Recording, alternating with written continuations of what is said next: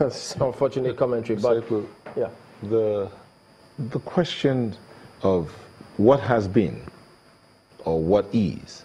You said the youth are frustrated, there's unemployment, but the question Chamberlain asked was, have they been shown an example? I mean, if those who lived through that period of tears, I mean, the Civil War, have not shown them or can't seem to remember what caused the Civil War, how the Civil War went, and how we got to this point, how do you expect the youth to even want to even know which way to go, seemingly? We have to assure them. I think they are confused. They're worried about their future. And that is why you have these fissures in different parts of the country. It's not just the IPOB youths, the Niger Delta youths, the northern youths. There is a high level of poverty. There is a high level of unemployment. And I think that we all are sitting on a keg of gunpowder. If we think everything is okay, everything is okay. Yes, we have democracy. We have a bit of freedom. But the level of corruption is not likely to make this country better. Now we spend 80% of the national budget on recurrent expenditure, and we only have 20% left for capital projects. So where do we go from here? We are getting our priorities right.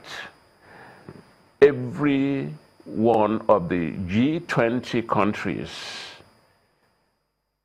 let me say about 80% of them produces steel. You can't be a great country except you produce steel. You can't be importing steel and survive.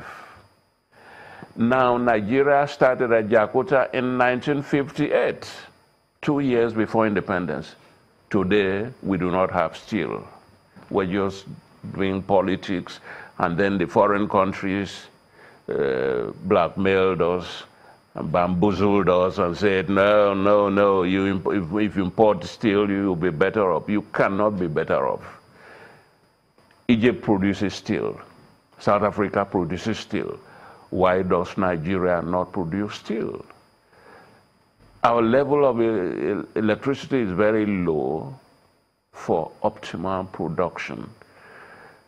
I read the other day the Minister of Petroleum, the Minister of Energy was saying, we're at 7,000 now, we've never been at 7,000. And we're hoping that by 2020, we will get to 10,000. Malaysia has 30 for 36 million, 30,000 for 36. South Africa has more than 50, almost 60 for 50 million. So we're not there. We're not there. We're not working towards getting there. I think that is also part of the frustration. It's not just the young people who are frustrating. They have the energy. They're worried more about the country. But the old people, people like me who are aging and who don't want a miserable life at the end of the day. What are we thinking? What are we talking about? The fight against corruption by Buhari is good, but how much of the fight have we taken to those who have brought us almost to our knees? Let's speak a little bit more about leadership from our founding fathers. I've heard people say that, well, we didn't really have national leaders. So most of them preferred to stay in their regions at the time. Regions were really strong rather than coming to the center. And some say that the founding fathers at some point even missed it because they didn't come with a national message. And then they think that that's perhaps the offshoot of where we are today. Do you agree with some of those? By the gift of hindsight, we tend to idolize the leaders of the 60s because we're comparing them with what we've got since then. You know, when Chukwuma Nzegu did the coup of January 15, 1966, he was talking about dealing with 10 percenters. That is the corruption in the First Republic, 10 percenters. And then corruption has grown exponentially since then.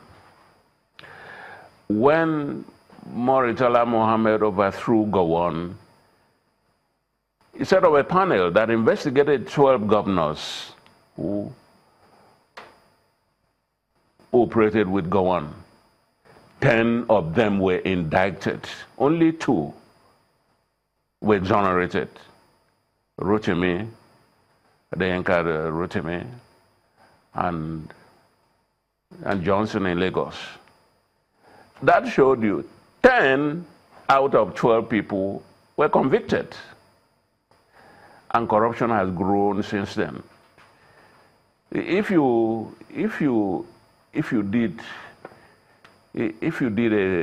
a survey, or you had a government that probed the various military governments, you would see huge donkeys passing through the needle's eyes. What we're seeing now, what this government is bringing out about the last government, Jonathan's government, is a tip of the iceberg, if you ask me. And it is because the government has a chance to probe in installments what happened during Jonathan's time. If we probe the other governments, you will find similar donkeys passing through the needle's eye. That corruption is one of the biggest drawbacks for Nigeria. Look at the Senate. Nobody knows what they earn. They hide it, but they earn a lot. This democracy is not sustainable with the kind of expenditure you have in the parliaments and in government houses. It is not sustainable. That's why people are saying, well, maybe we should return to the Westminster model. But that is not the solution, because we operated it before, and it's people who operate it. What you have to do is to run a government the way a government ought to be run. In Israel, they hardly serve you wine at state banquets. I led a group of editors to Israel some years ago, and they had a send-off party for us when we were going. And they said, sorry, you can drink wine, except you pay for it. Here, it's different. We run governments as if there's no tomorrow. We look at some of the governors who have left. You pay them 200 million, 100 million a year. They have to have 2 houses in various parts of the country. Do they live in 2 houses at once? What does a man need for 100 million, 200 million for?